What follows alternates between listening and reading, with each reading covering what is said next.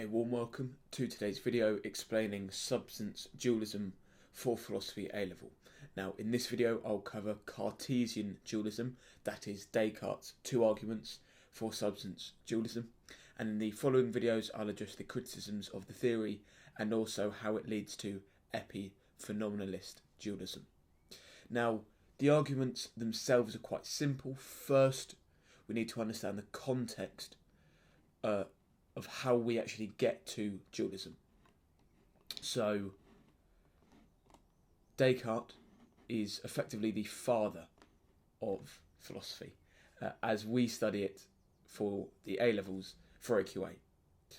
Now Descartes' epistemology, what he uses to establish that he exists after his waves of doubt, is cogito. So cogito is able to verify the mind. He shows that because he doubts, he thinks, and because he thinks, he must exist. And that's verifying the existence of the mind, not the body yet. So Descartes can only show that the mind exists, and that leads Descartes to believe that the mind and the body are two separate types of thing, two separate types of substance. That's the first prerequisite that we need to understand for dualism. And the second one is Leibniz's law. Now Leibniz's law is the idea that is the law of identity, the identity of indiscernibles. And though that sounds complex, the idea is just if two things have all of the same properties, then they're not two things, they are one thing.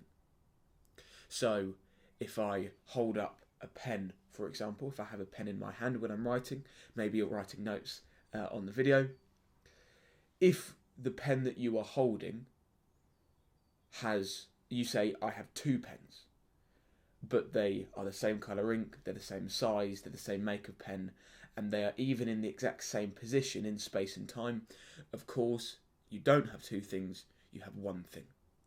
But that means if two things have different properties at all, then they must be different. That's Leibniz's law.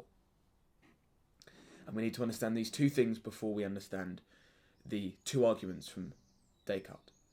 Now Descartes believes that minds and bodies are different. He believes that the natures of them are different, and in some respects even contrary to one another. That's what Descartes says, and that's what Descartes believes. Now Descartes believes we have two types of substance.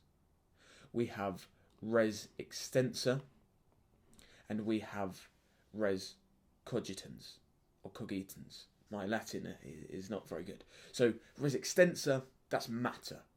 So that's things which necessarily have three dimensions. They exist in the physical world. And the other type of substance is very different. It's mental substance. Thinking things. The mind. What Ryle would say is this is the ghostly thing in the machine. And so these are the two types of substance, but how do we know that they exist? Well, the first and most important argument that Descartes uses is the indivisibility argument. And that's as follows.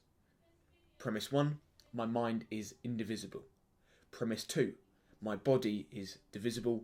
And the conclusion of those two premises is my mind and body are distinct substances. Now this is a syllogism because it has a major premise, the first premise, a minor premise, and then a conclusion. So it's a very simple a priori argument. Descartes is using deduction, and he's leaning on Leibniz's law here. Because two things, the mind and the body, they have different qualities, different properties, and so they can't be the same. They've got to be distinct things. And then the argument is also valid. So when you're talking about this in a 12-mark question, for example, or in a 25-mark question, you need to go into the depth. And one strength of this is it is a valid argument because these two premises do lead to the conclusion. Now there's contention over whether they are true, but at least the arguments, the premises do lead to the conclusion. In my next video, as I said, we'll look at the criticisms of these, and premise 1 and 2, both of those we can contend. We won't do that now, though. We'll move on to the conceivability argument here. So here's the argument. Now, the conceivability argument uses the idea of logical, metaphysical, and physical existence or possibility. So physical possibility is the way the world actually is. Metaphysical possibility is the ways the world could be in keeping with the laws of physics, the laws of the universe.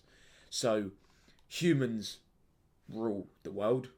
We're the most dominant, we're at the top of the food chain species in the world, and it's not a contradiction to the laws of physics that we could conceive of maybe the Homo erectus being the leaders of the world. A Homo erectus in the White House, for example. Now, it's not, it's the Homo sapien, it's us, but it could be the Homo erectus. It could be a Neanderthal, for example. So this is metaphysical possibilities, not the way the world is, but the way the world could be in keeping with the laws of the physical world.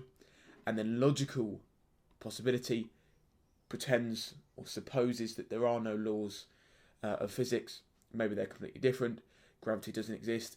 Entropy maybe gets less as time goes on, for example. And so it's the way the world could be if the laws of physics weren't in place. Now, we only really need to understand metaphysical possibility for this one, so don't worry too much about logical possibility here. So what is the conceivability argument saying? What's Descartes trying to communicate here? Now, I'm not going to read through the premises, you can do that yourself. The idea is, the first premise, the idea is that it could be possible to separate mind and body. Because if we can conceive of things which have different properties, then we can separate them. Premise 2 argues that my mind is a thinking, unextended thing, and my body is an extended and unthinking thing. So we see that these two things have two different sets of properties, and so they can't be the same. And because they have these completely two different sets of properties, then it must at least be metaphysically possible to separate them. Now, what Descartes isn't saying, and this is important, he isn't saying that they are separate in reality. So he's not saying in the physical world that they are actually separate. He's just saying it is possible that we could separate them. So God, for example, could separate them. And let's think about this through an example. Consider Liverpool Football Club, or another football club of your choosing. So for Liverpool Football Club, there are the physical things, the stadium, the fans, the manager, the players, the badge, the shirts, the flags, whatever. Okay, these are physical things. But there are also the non-physical aspects of Liverpool Football Club. The history, the culture, the feeling that you get when the fans are singing, "You'll Never Walk Alone." There are non-physical things there as well. What Descartes, applied to this argument, what Descartes is saying is, these are two different things. There's like these physical things and these non-physical things, and they are separate. He's not saying that they are separate in the world, because of course in the world we see them together, we experience them together, and so he's not saying that they are actually separate. All he's saying is it is possible, it's conceivable that they could be separated, given the laws of physics, given the way the world works. Now, personally, I don't think that makes much... I don't think that's very convincing. But in the second video, in my next video, we'll look at the criticisms for this.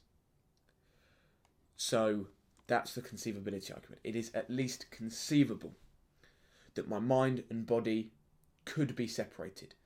And the reason is because they're two different types of thing. And if they're two different types of thing, you could at least think about separating them. That's the conceivability argument. Now, both of these arguments together, they lead to what we call substance dualism, Descartes' position here. In the following video, we'll address the criticisms of this theory. Thank you for watching.